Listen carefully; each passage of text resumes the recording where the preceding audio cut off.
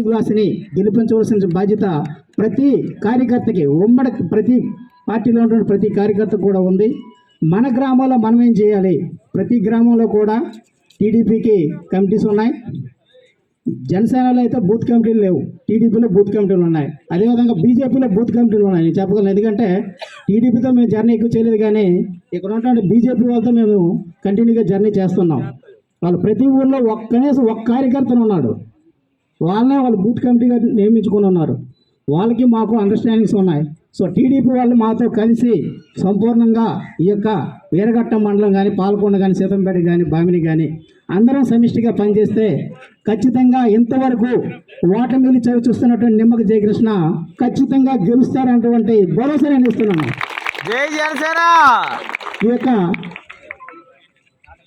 సభాముఖంగా నేను తెలియజేసే చివరి మాట ఏంటంటే, మనస్పర్ధలనే మాకు ఉన్నాయి.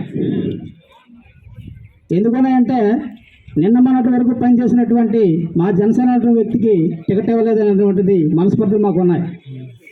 స్పష్టంగా చెప్తున్నాను.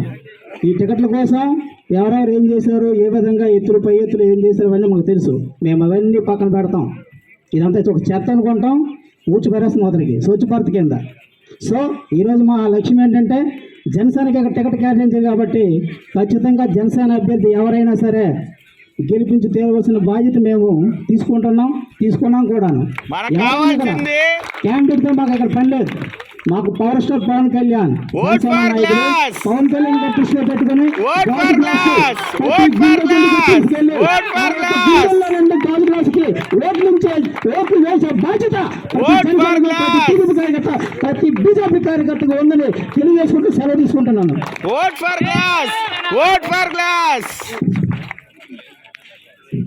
గాజు గ్లాసుని గెలిపించవలసిన బాధ్యత ప్రతి కార్యకర్తకి, ఉమ్మడి ప్రతి పార్టీలో ఉన్నటువంటి ప్రతి కార్యకర్తకు కూడా ఉంది.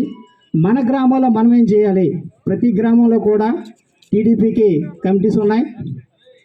జనసేనలో అయితే బూత్ కమిటీలు లేవు, టీడీపీలో బూత్ కమిటీలు ఉన్నాయి. అదేవిధంగా బీజేపీలో బూత్ కమిటీలు ఉన్నాయి. నేను చెప్పగలను, ఎందుకంటే టీడీపీతో మేము జర్నీ ఎక్కువ చేయలేదు, కానీ ఇక్కడ ఉన్నటువంటి బీజేపీ వాళ్ళతో మేము కంటిన్యూగా జర్నీ చేస్తున్నాం. వాళ్ళు ప్రతి ఊళ్ళో కనీసం ఒక్క కార్యకర్తను ఉన్నాడు, వాళ్ళనే వాళ్ళు బూత్ కమిటీగా నియమించుకొని ఉన్నారు. వాళ్ళకి మాకు అండర్స్టాండింగ్స్ ఉన్నాయి. సో టీడీపీ వాళ్ళు మాతో కలిసి సంపూర్ణంగా ఈ యొక్క వీరఘట్టం మండలం కానీ, పాలకొండ కానీ, సీతంపేట కానీ, బామిని కానీ అందరం సమిష్టిగా పనిచేస్తే ఖచ్చితంగా ఇంతవరకు ఓటమిని చవి చూస్తున్నటువంటి నిమ్మక జయకృష్ణ ఖచ్చితంగా గెలుస్తారన్నటువంటి భరోసా నేను ఇస్తున్నాను. ఈ యొక్క సభాముఖంగా నేను తెలియజేసే చివరి మాట ఏంటంటే, మనస్పర్ధలనే మాకు ఉన్నాయి. ఎందుకున్నాయంటే, నిన్న మొన్నటి వరకు పనిచేసినటువంటి మా జనసేన వ్యక్తికి టికెట్ ఇవ్వలేదనేటువంటిది మనస్పర్ధలు మాకు ఉన్నాయి. స్పష్టంగా చెప్తున్నాను. ఈ టికెట్ల కోసం ఎవరెవరు ఏం చేశారు, ఏ విధంగా ఎత్తులు పై ఎత్తులు ఏం చేశారు అవన్నీ మాకు తెలుసు. మేము అవన్నీ పక్కన పెడతాం.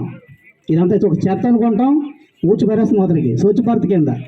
సో ఈరోజు మా లక్ష్యం ఏంటంటే, జనసేనకి టికెట్ కేటాయించారు కాబట్టి ఖచ్చితంగా జనసేన అభ్యర్థి ఎవరైనా సరే గెలిపించి తీరవలసిన బాధ్యత మేము తీసుకున్నాం కూడా.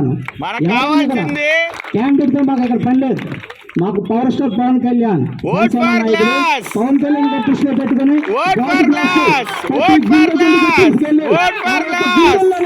గ్లాసుకి ఓట్లు వేసే బాధ్యత ప్రతి బీజేపీ కార్యకర్తగా ఉందని తెలియజేసుకుంటూ సెలవు తీసుకుంటున్నాను.